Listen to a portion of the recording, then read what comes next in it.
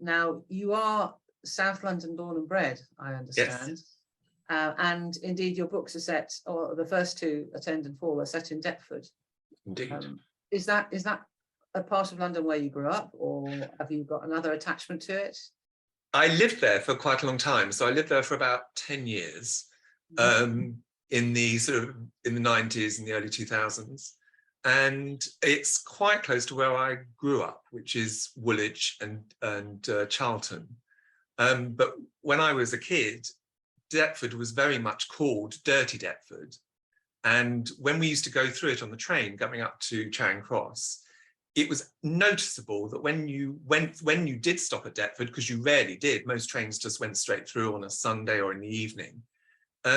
Deptford Station had the original old enamel green and white signs that from British Rail in the 30s, whereas the rest of British Rail was, updated in the 70s and 80s. And it was that kind of place to me. It was called Dirty Deptford. It was a gap in sort of South London. It was one of the most poverty-stricken places. Go there now, you will see luxury apartments by the river. You'll see all sorts of hipster coffee bars and every cuisine you like underneath the station. It's a completely transformed place, but it still retains that sort of its history, really. It's a fascinating place to live. And I think that's why I've set two books there, not sort of intentionally. It's just inspired me to come up with stories about it. Yeah, and it's actually interesting. I mean, when we get to talk about Fall in a while, because you actually capture that sort of change in the area, which is really interesting. But I must ask, for people who perhaps haven't come across you before, you have an unusual name, West Camel, and it has nothing at all to do with Deptford. Would you like to tell us its derivation? It's a village in Somerset. In fact, it's one of a pair of villages. So there's West Camel and not East Camel, it's Queen Camel. And they're actually very close to Cadbury Rings in Somerset. And close to the River Cam in Somerset. And there's some suggestion that Camelot is sometimes cited at Cadbury Rings, and that Queen Camel, West Camel derived their name from that. I chose it as a professional name, a pen name, when I changed my career from working in the city to working in the arts, in publishing and to writing. And I chose it because an uncle of mine did family genealogy back in the 70s and 80s and traced our family back to Queen Camel and West Camel in the 18th century, I think, and maybe even earlier. And I just decided, well, nobody will forget that name. No, absolutely. That's certainly true. But it's also a nice juxtaposition. You write gritty urban things, and your name is this sort of rural, idyllic name with as I say, with associations with Arthurian legend and so on. Exactly. And I mean, I've actually appeared after Attend was published, I appeared as a guest author at the West Camel book group. West Camel at West Camel, that's great. Exactly. Yes, it's slightly meta. And they told me they got their biggest audience. I think that they were just, more members came to the book group that day and it was actually on Zoom. It was at the beginning of the pandemic. So yeah, it was interesting to see what they thought of, and there was a little bit, I have to admit, there was a little bit of sniffiness about people saying, I didn't think I'd enjoy a gritty urban book set in Deptford because I live in this rural idyll in Somerset. But they came back to it. That's a bit weird. It means you can only read Thomas Hardy if you live in the country. Yeah. Or Charles Dickens if you live in the town. I didn't point it out. No. Very, very diplomatic of you. Now, I must ask you one more personal question, if you don't mind, before we launch into the books, which is, are you a twin? No. I've got a brother who's a year and 10 months older than me. And I grew up with a great friend who was born on the same day as me, in the same hospital. And we pretty much went to school we were in the same classes at school throughout our childhood. Mm-hmm. So I have the makings of a twin, perhaps. I'm not actually a biological twin. No, not actually a genetic twin. Well, Someone asked me to describe fall the other day, and I started by trying to sort of tell them the story, really. And then I talked about the setting and Deptford and its themes and so on. But I found that it defied classification, really. And looking at your reviews on Amazon, that seems to be quite a common occurrence. People saying they just don't know how to classify it. Now, that's partly perhaps something to do with the way books are classified in publishing at the moment. But how would you describe fall, your books in general and fall in particular? I would say very generally literary fiction. That's such a nebulous description, though, so it's really, and I use it because it is difficult to describe what I write. I set out, I suppose, yes, it is just to write books of literary quality and make my best effort at that. And I guess I pull in other genres as I go. I mean, there's a little bit of crime in there, there's a bit of historical fiction, and with my previous novel, Attend, there's quite a lot of, I would say, magical realism. Yeah.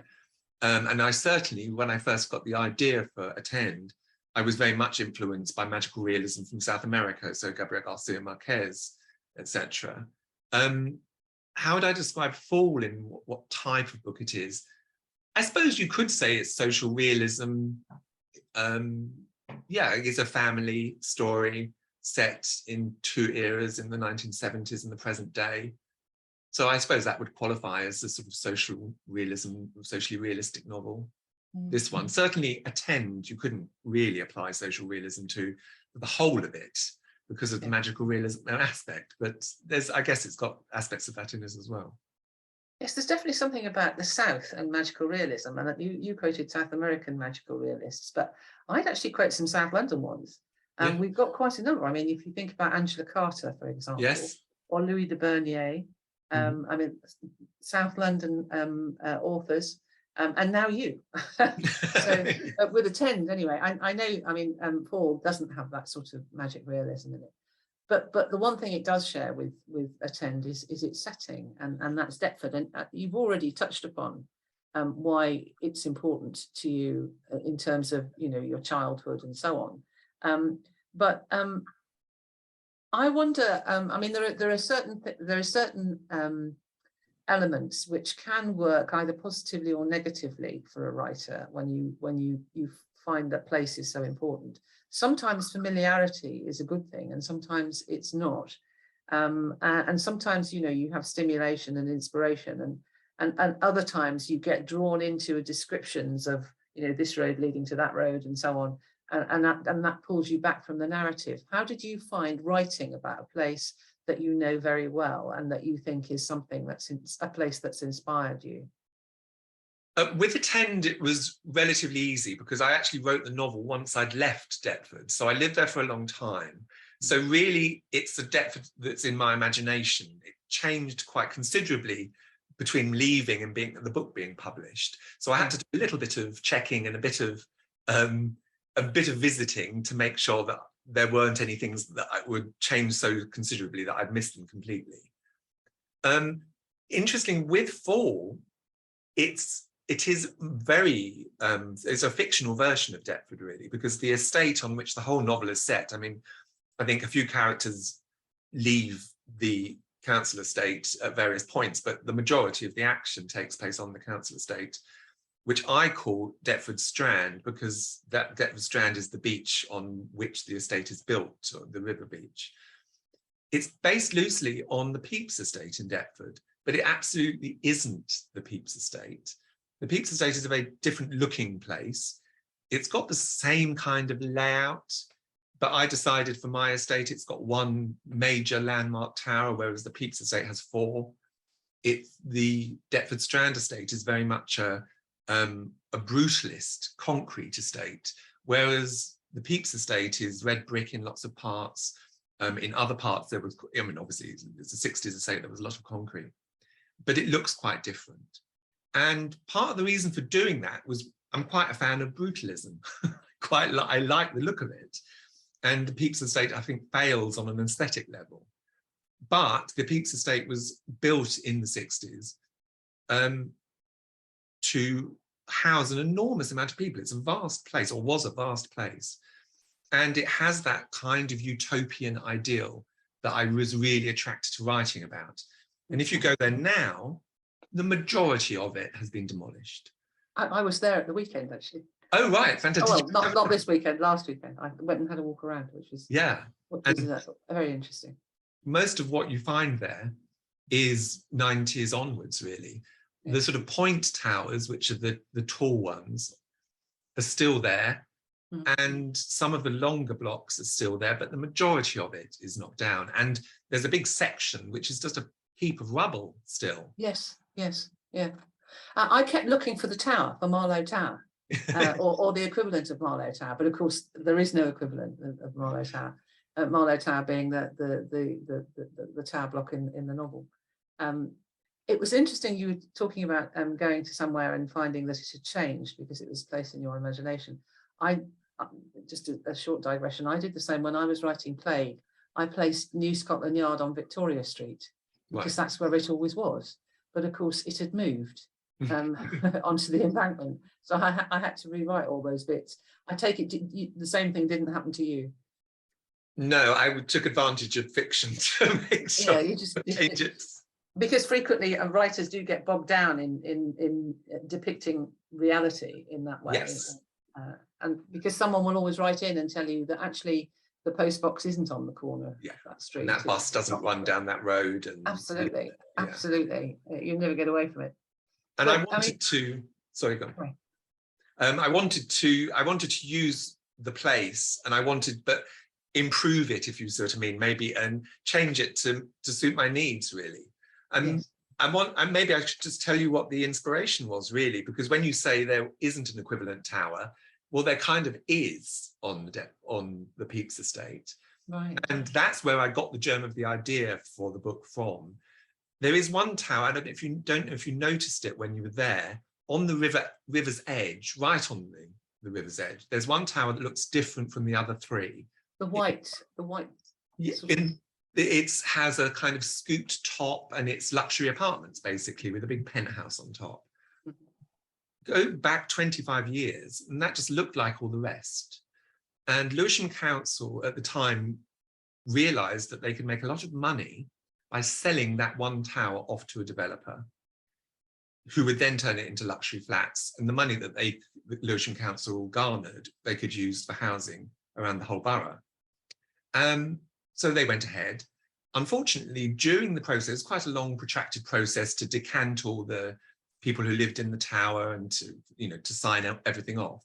And during that process, one of the tenants managed to buy his flat via right to buy with whatever discount it was at the time. I mean, I think it was 60% or something in the 90s. It was quite hefty, wasn't it? Quite hefty. And apparently he bought it for something like 15,000, something really tiny. And it was like a 3-bedroom flat. And then promptly put it on the market, and the market valued it at what it would sell for as part of a private block of luxury apartments. And he went to court with the council, and it went on for absolutely months and months and months and months. And he finally made something like 100 grand in the late 90s, because they just thought they didn't really have a leg to stand on. It was their own fault, really, for not sort of tying up all the loose ends of the law to stop him doing it, buying it. My favorite part of the story is that the guy who did all of this was a party clown. That was his job. That's wonderful. So there was a bit of me that thought, I need to write a book about the party clown who, managed to get one over on Lewisham Council. Yeah. But I decided the thing that really attracted me to it was that he lived in what I think it's called, it was Heron Tower, maybe, something like that anyway.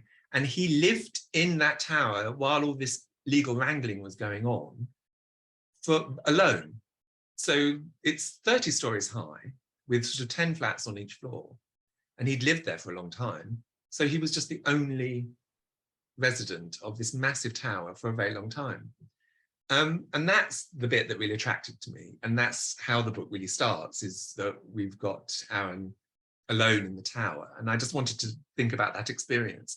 So yes, that is the tower that is, and I basically, in my mind, I knocked down the rest so that you have one iconic tower on the water's edge, which is trying to be sold off to developers. But, and of course, in the book, they are knocking down the rest, indeed. I mean, you set your, I mean, the place is the same, but you set the book in two time periods. So it's the sort of long hot summer of 1976, when events occur that actually change the lives of everyone involved in them. But the book opens and much of the action happens in the present day. And I mean, that begs all sorts of questions about, you know, comparisons between the 1970s and 1970s London, particularly, and now. I mean, did you consciously set out to do that, to create that sort of point of comparison, those points of comparison when you started writing the book? Pretty early on, yeah. The idea of the story, as I've just described it, it began, I wanted to have initially two brothers who then became twins as I went on writing. My idea was to have one on one side of the river in a tower and the other on the other side of the river in a tower. And the one on the north side of the river in the Isle of Dogs, which is now Canary Wharf, was the property developer, wealthy, living in his own penthouse. And the guy on the south of the river is in a council flat on a council estate that's falling apart. And that was my starting point. But I think the flashback to the 1970s came pretty early on as I toyed with what age these two brothers would be, what brought them to this point where they're on either side of the river and not talking to each other. How long haven't they spoken for? These were the questions that I started to ask myself.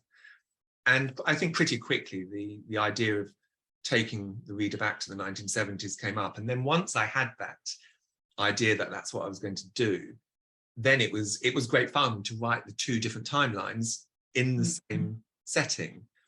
And I suppose really when I got to the end of it and I was sent it to my publisher, and then when I was getting the early reviews in, it was a big concern that people would say, oh, it's not different enough. I was too confused between the two because they're set in the same place, but it's two different eras.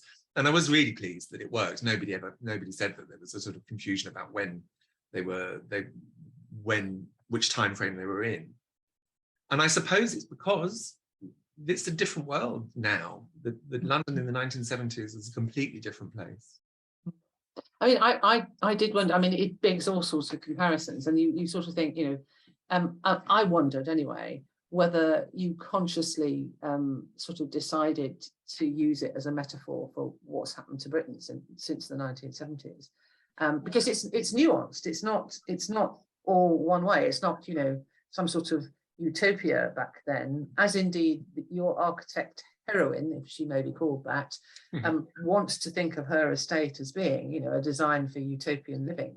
But it's not utopian then, it's full of social attitudes, 1970s social attitudes, which we would now, and indeed have always been, but have not been recognised as such, as being repellent.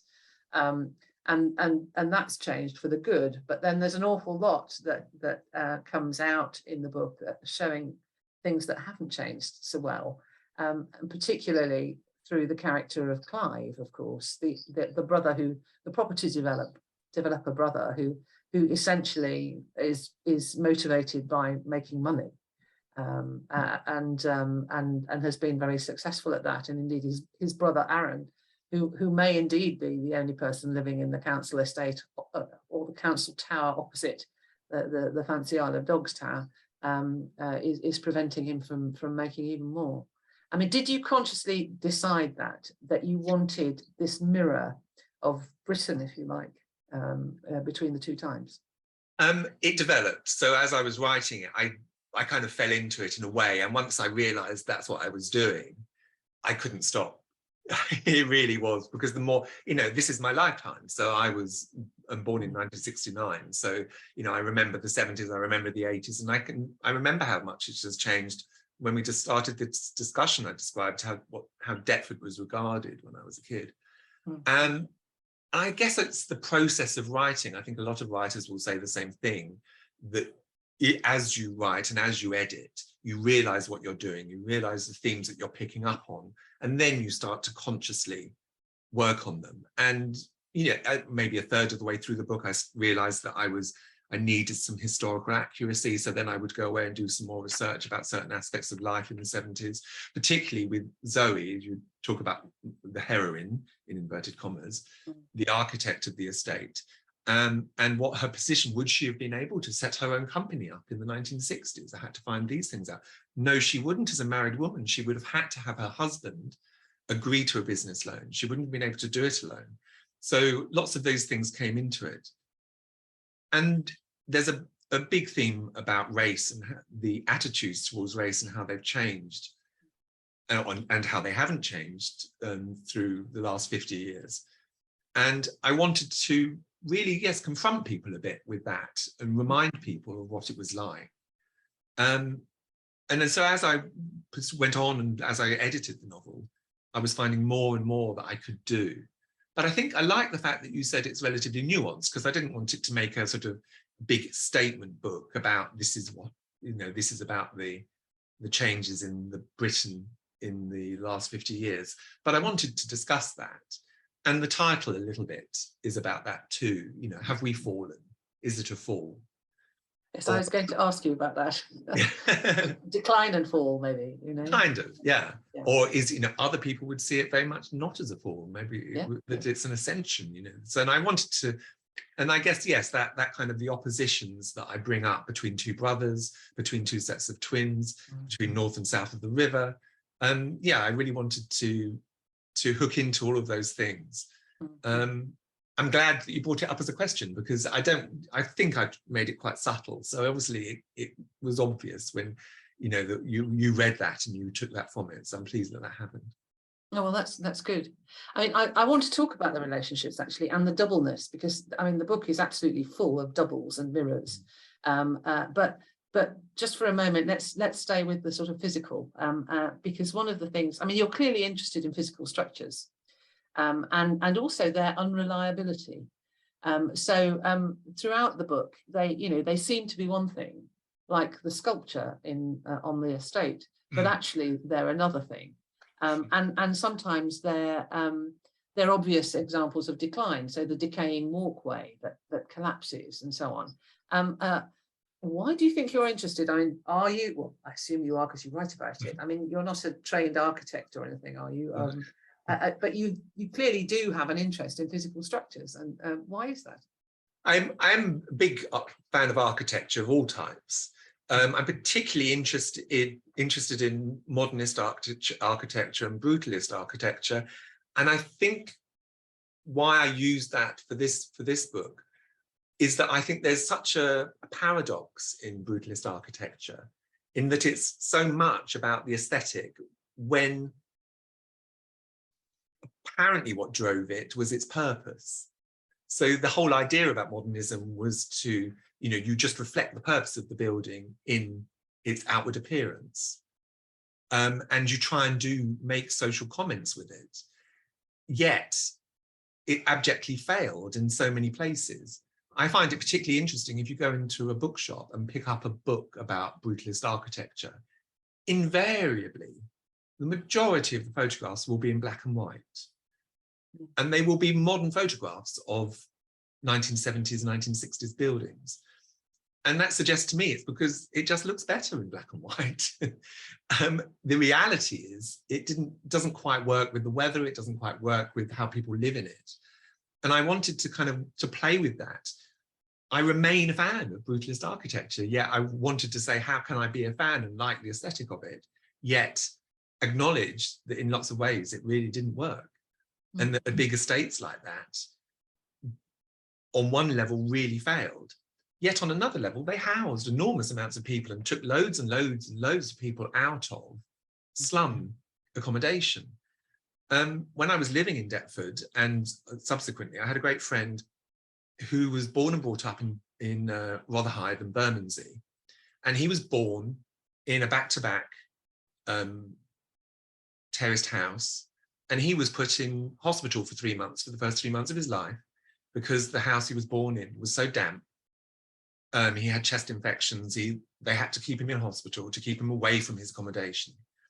And when he was probably a year or 2 years old, they flattened the streets that he was born in and built a 60s modernist estate, which if you drive past it now in Rotherhithe New Road, you would look at it and think, my God, they were so mistaken in the 60s. It's so ugly. How can people live in that, all stacked on top of each other?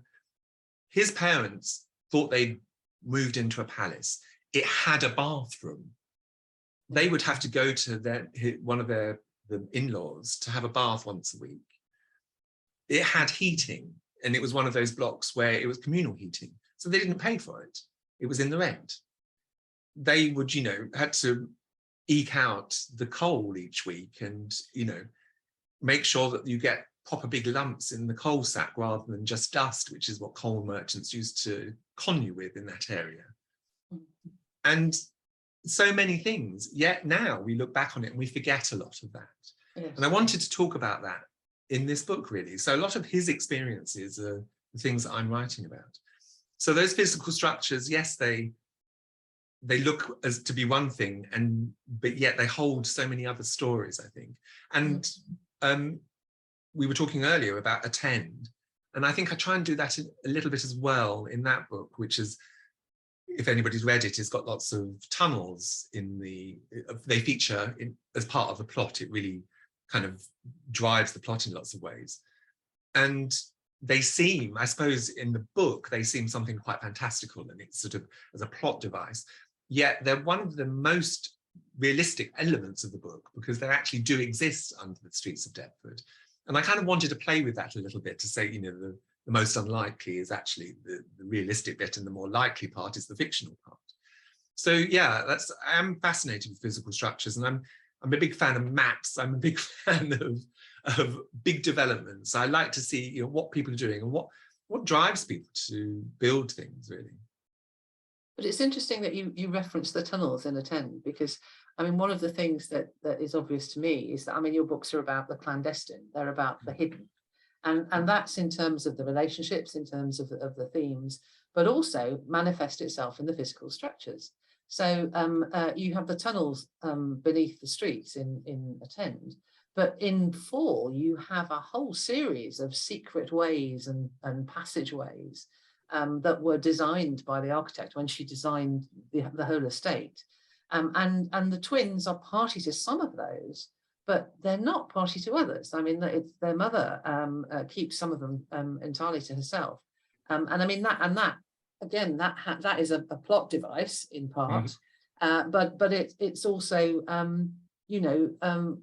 to linked in to the whole theme of what's going on in the book, because you also have hidden truths that only emerge at the end, and I'm not going to say what they are because in case people haven't actually read it, but and that's sort of fascinating, and obviously you decided that it should manifest itself in a physical form as well as within the plot. But why are you so interested in that?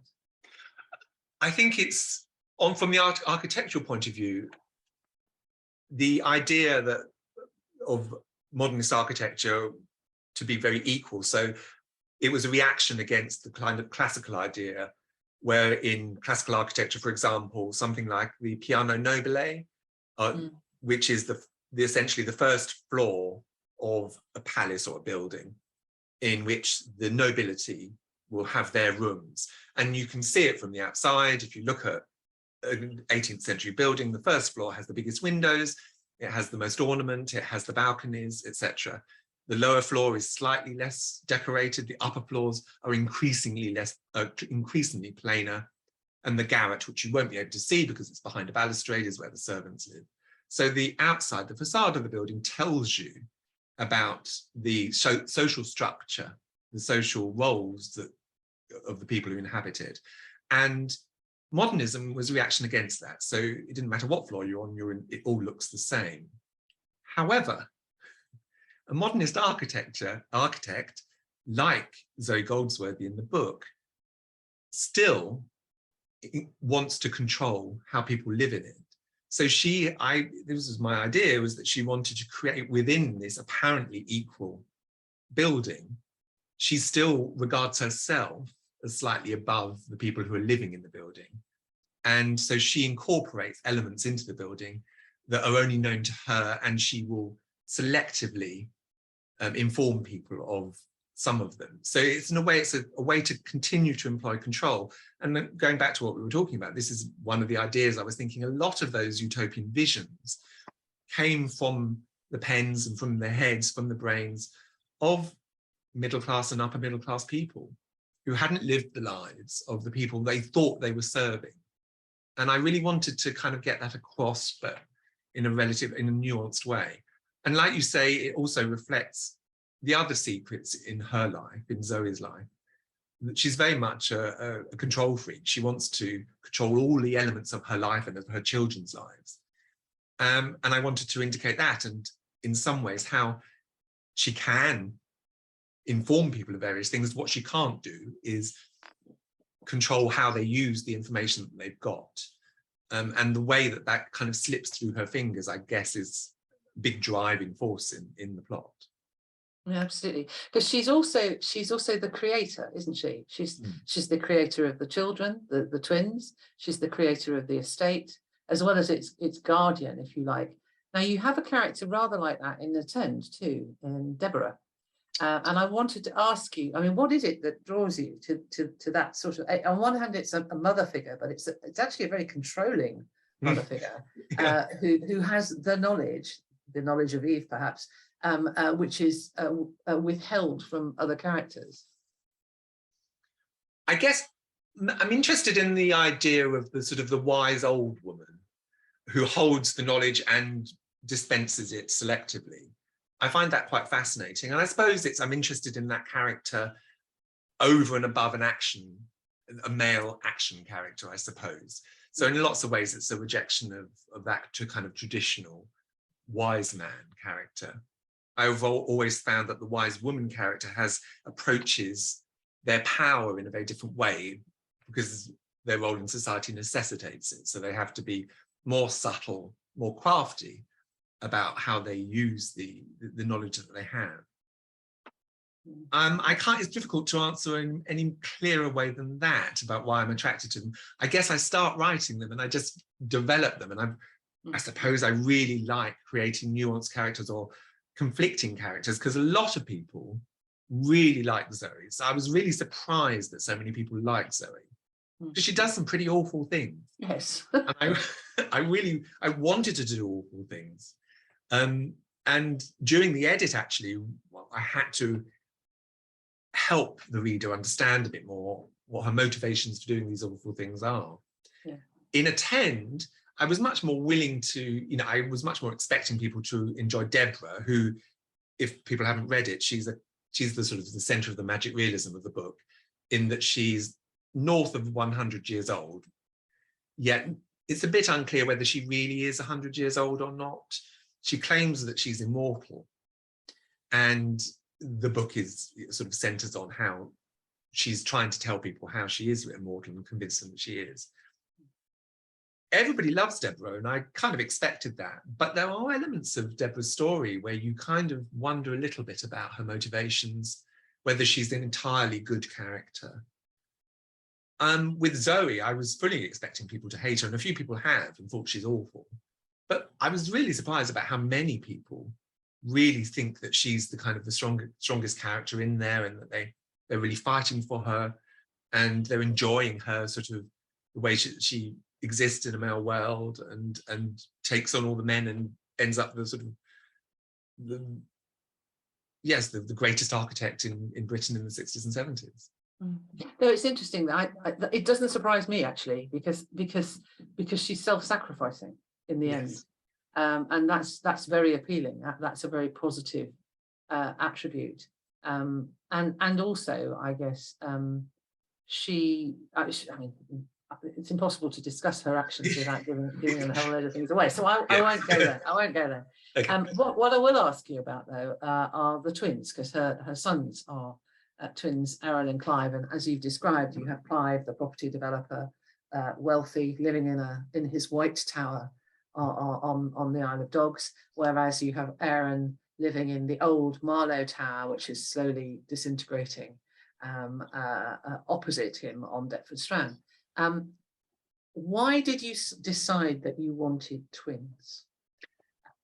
I guess they started as brothers. I had, as I said earlier, the germ of the idea was this person living in a tower alone, nobody else in the tower. And then I had the idea of looking across the river at another tower, and it was a brother. And as I said before, it was the questions that were raised, or why are they looking at each other? Why are they not talking to each other? What's brought them to this point? And then as I developed it, I just thought, well, maybe they're twins. That would make it even more dramatic that they're not talking to each other.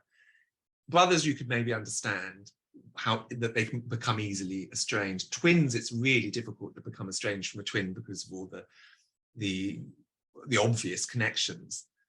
And then I just started to explore that. And I found so many sort of juicy character traits and character differences. And it just became a really interesting write for me that I hoped would turn into an interesting read. And I really, I guess, spent a lot of time trying to make them the same but different. And I think that's where, and I think I worked on that enough that you know what Clive's doing. You don't ever confuse the two. No. Yet quite willing to believe that they're twins. And yeah, I think that's right. And I think the fact of having two time frames, so you've got one when they're incredibly close and one when they haven't spoken for 40 years, and that kind of creates a dramatic tension. And I love playing with those kinds of things. That's kind of my favorite thing about writing, is playing, creating tension, releasing tension, building certain things up, providing information, deciding on who knows what at what point, and choosing, who the narrator is and whose eyes we're seeing through, and all of those kinds of things. And then testing myself, because it was an incredible test to have to be whose point of view am I in at this point? When Aaron and Clive spend so much time together in the 1970s timeline, so much of the action is seen from one of their points of view. Yes. But I couldn't really have one chapter from Clive and one chapter from Aaron when it's the same events all the time. So I had to kind of switch between, paragraphs, and sometimes one sentence to the one sentence to the other. So it became a technical exercise, which I actually really enjoyed. I really enjoyed doing it. And I think, that's probably that once I'd started them with twins, it became kind of, I was enjoying it a lot. And it just worked for the story that I was going to tell. Yes, because they are incredibly close. As you say, you don't confuse them at all, but they are very, very close, and they all can almost finish each other's sentences. They physically sense where their twin is and what his stance or his attitude, physical attitude, and so on, which is interesting. But then you go on to replicate that with another set of twins, who happen to be female and black. So you have male white twins and you have female black twins, and they too are very close, but we never quite get inside their heads in the way that we get inside Aaron and Clive's heads, and I found that interesting. But their relationships are different, because although the two male twins are estranged, the two female twins, if anything, grow closer over the 40 years. And that was obviously a deliberate choice too. And it's another aspect of the doubleness, if you like, the oppositional nature of these things that you're setting up, all the different tensions within the book. I want to ask you, I won't dwell on the twins too much because we're running out of time, but I do want to ask you one of the technical aspects, because this intrigues me as a writer. You don't use quotation marks to indicate direct speech. Now, direct speech is always difficult, and not just direct speech, but also direct thought. He said, he thought, and so on. You don't use quotation marks for either of them. Now, often the dialogue dictates whether or not something is spoken or thought, but there are times when it could be either. It could be a thought or it could be something spoken. And that, I assume, was entirely deliberate. And what was the process? Why did you decide to use that style? I guess I read a lot of translated literature in my job as an editor, but also for pleasure and to review. And it's very common in European writing particularly to use what I've used, which is the sort of the long M dash to introduce dialogue, and also just to have no dialogue punctuation at all. Even chevrons have kind of come out of fashion in French literature. And so it's an extra job for the reader in lots of ways, reading a lot of European writing. And I kind of wanted to test myself because it's much clearer in the majority of UK and American books. It's very, we have the standard speech marks, and that's how we punctuate it. And I just kind of wanted to test myself a little bit and see if I could do it. And I very much had it in my mind, I'll try it. If it doesn't work, I can always go back. And I was kind of had a little bit of doubt in my mind whether my publisher, when she first read it, would go, oh, it just doesn't work. I'm completely confused as to who's speaking at any one point. But actually, as I went on, I found it gives you a little bit of freedom. And also it demands something of you a little bit more to make sure, if you really want it to be absolutely clear who's speaking, you have to make sure you've got a tag phrase or that the line breaks are in the right places and that kind of stuff. But I guess the twinness of the book, because I've got two sets of twins, that did aid it a little bit. And I realized that going along, that, having a little bit of confusion helps for that as well. I guess it was another technical aspect, but also I kind of thought it fitted with the whole 1970s modernism, brutalist architecture, punctuating a book in that way, so it has kind of less ornament. That speech marks would create quite a bit of fussiness, and on the page it looks cleaner to have these lines. Well, I'm going to ask you, what will follow is the obvious novelist, the questions of the novelist. Which is more important to you, the style or the story? Oh, it is the marriage of the two. And I've looked at so many discussions, and the Booker Prize is being announced tonight, I think. It is, yes. So many of those discussions about what's, is actually literary fiction, is a particular genre that's written in a particular way. And, it just sits on the shelves, and people like me try and say it covers all sorts of different things, but actually it's just one type of book. Other people, and I read recently, they said literary fiction is about how the story is told. Commercial and genre fiction is about the story primarily. It's not about how it's told. And I completely disagree with that, because I edit genre fiction, and very much it's a lot about how it's told. That's a really key element. I'm glad you said that. And your book is beautifully told. But it's genre. It's not literary. And it's genre, exactly. And there are literary books where, and I read this quite a while ago, a very literary author I know, I think tweeted something like, I've just realized recently that if a book isn't doing something, playing with form in some way or another, I'm not interested. And I was a little bit depressed by that. And then realized that my particular taste is books that do both, that play with form, that do different things with how the story is told, and tell a story at the same time. And the absolute sweet spot is where the story couldn't be told in any other way than this particular way that the story is told in form. And I've written a few scripts as well, and the dramaturge, I love the word, who I worked with at one point, said one of the things is, one of his prime criteria for deciding on whether he wants to work with a play was, is this story, can it only be told as a play? Otherwise he's not interested. And why does it have to be a play, not a film, not a novel, not an epic poem, etc.? And I was so fascinated by that. And I think, yes, in lots of ways, if a book, my favorite books are the ones where it couldn't be anything else. It has to be told that way. No, that's a good answer. Thank you. No, I'm very aware of the time, and I'm also aware that people will want to ask questions of you. So I'll make this my final question, I think. Your story in Fall certainly goes across 40 years. It goes across the twins becoming physically different, and indeed losing, in Clive's case anyway, losing the power to walk. But ultimately, and also involves the female twins going to jail. But ultimately, the ending is an uplifting one.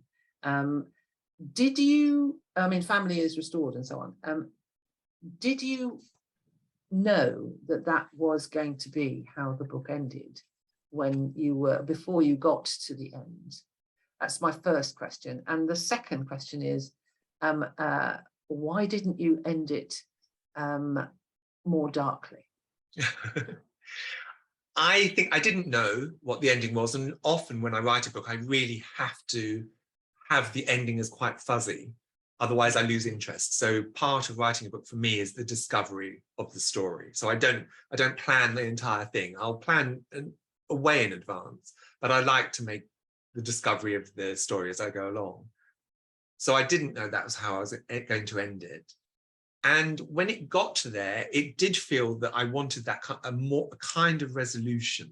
And the kind of resolution I wanted really was, can the main characters, I guess, the two characters whose points of view you're in are Aaron and Clive, the male white twins. And I wanted the reader to think, would I have done what they did? And could I be in the other twins, Annette and Christine? If I were Annette and Christine, could I forgive Aaron and Clive for their part in what happened? It's a little bit tricky to discuss this because of spoilers, etc. Yes. But that's where I wanted to leave the reader. So yes, there's a slight uplift. And I also, because the main events of the book happened in the 1970s and everybody's lived a life and time heals, etc., etc. And they've made discoveries which have changed a lot of what they thought was the truth for so long. And that creates its own kind of resolution. I wanted to be a bit hopeful, I suppose, going back to the whole idea of the changes in the UK, in Britain, since the 70s. I wanted to sort of say that it doesn't have to be the way that we've got it, and actually bringing two sets of people together can only be optimistic and hopeful. And I suppose, it's not a big spoiler to say that Clive and Aaron do talk, having not spoken for 40 years. What they say, I'm not going to tell you. So the fact that they haven't spoken and the book ends up with them having to speak in itself is hopeful. I think if they had come together and spoken and it ended darkly, it wouldn't have quite created the right note, I think. But I think the main thing I wanted was a slight uncertainty at the end, in which I wanted the reader to make that decision about, could they be forgiven? Was what they did and what they were party to so bad that there was no forgiveness? And I wanted the reader to make that decision. Thank you. Now, I've got lots more questions, but I'm going to stop now, if Lucy will allow, because I know that there are questions coming up in the chat. I can see them, and people want to ask them of you. So I'll hand it over to Lucy to marshal all of that. Thank you very much, Julie. That was absolutely fascinating, and I'm so intrigued by your book now, Wes, that I'm going to have to get my copy. It picks up on some really interesting key things for me as a Londoner, and similar age as well. So I'm kind of interested to see how this is going to work on the timelines, and I can't wait to read it. But there are some fabulous questions already in, and I've got the first one coming in from Caroline, and I'm going to read it out for you. How much did you see Zoe as part of the whole post-war culture? The huge damage of the war and the horror of the slums flattened led in many ways to architects and planners having their godlike view of redevelopment. As, of course, did the political need led by local councillors to rebuild millions of homes with whatever building materials came to hand. You are right about the depth of terrible housing driving the urgent rebuild of so many slums, but they did overstep the mark and get lots of social interactions wrong, only partly because they themselves didn't know the actual living conditions of most of the rehoused, and of course were educated in the Victorian, Edwardian period of upper class idealism about life for the masses.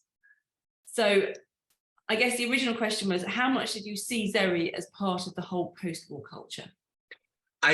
Yes and no, really. So she was definitely part of that culture. And I think that there's moments in the book when you sort of see her in a photograph of, she's the only woman among a whole class of male architectural students.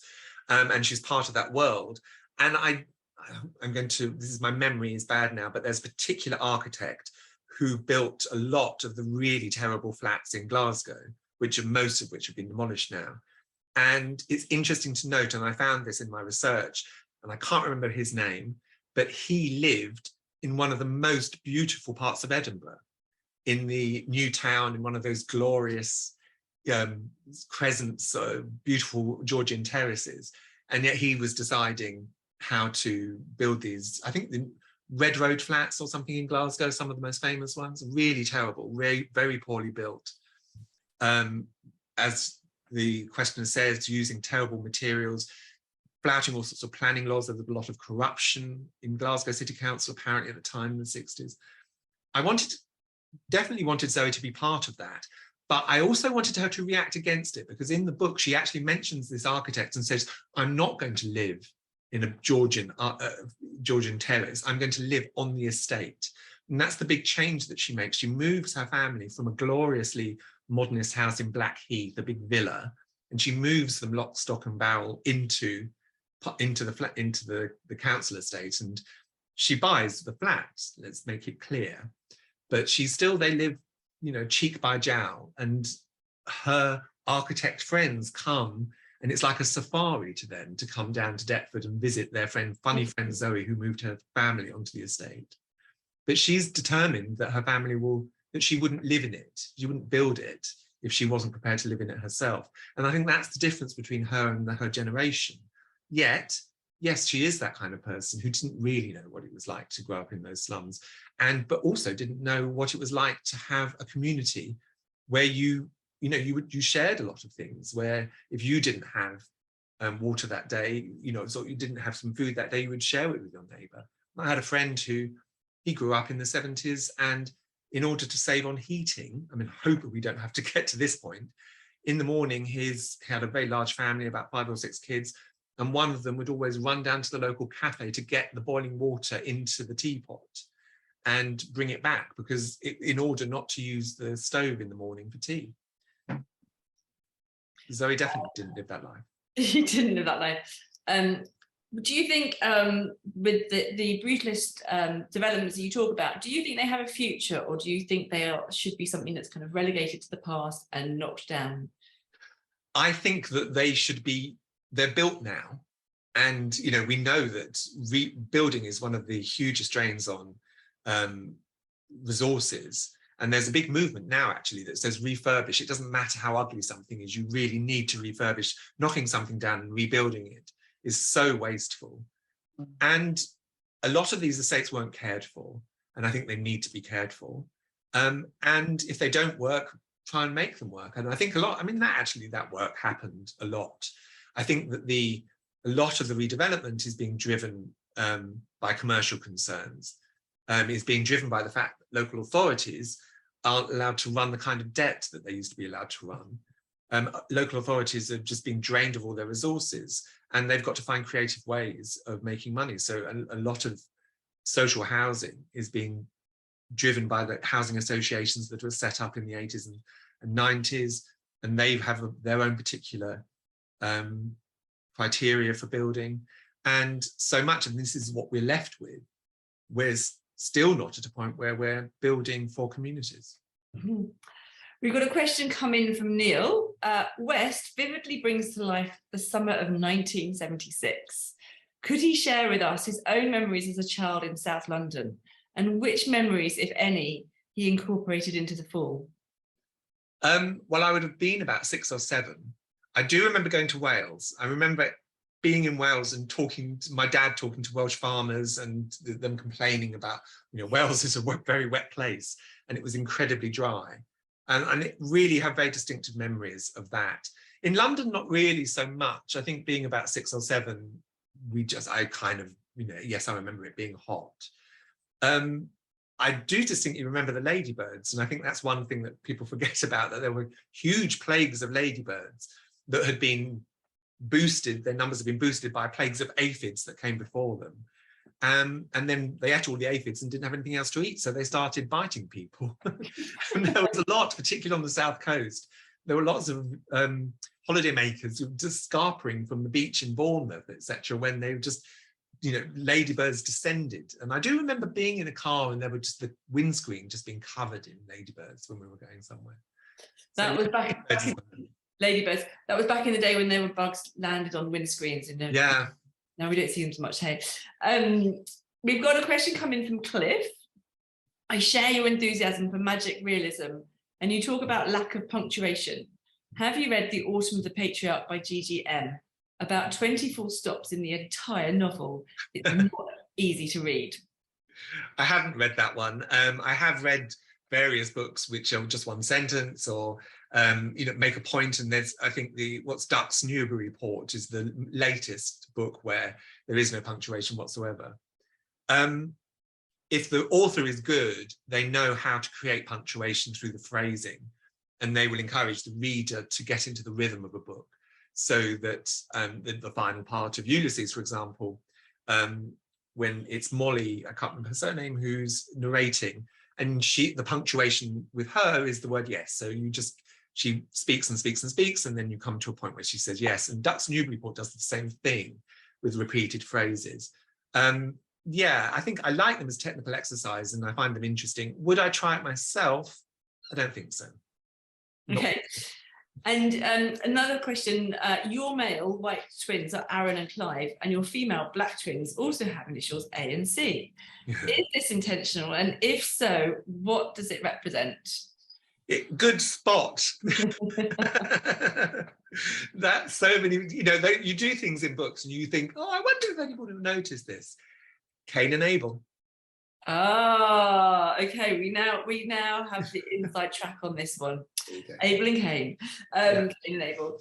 Thank you very much. I think that's been absolutely fascinating. I think, Julie, your questions were very insightful. And yes, thank you, Julie. I think we could have listened to this for loads more. There was obviously lots more to say. So I think we can only go and buy the book, read it, and please do. Yeah, please do. And thank you very much for joining us tonight, West, and talking about it. Julie called you the one to watch earlier. Oh, so fantastic. There we go. Thank you very much, everybody. Thank you very much for joining us. I hope you've enjoyed it, and I hope we'll see you at the next one in November. Thank you, Lucy. Thank you, Julie. Thank you, everybody. Good night. Good night.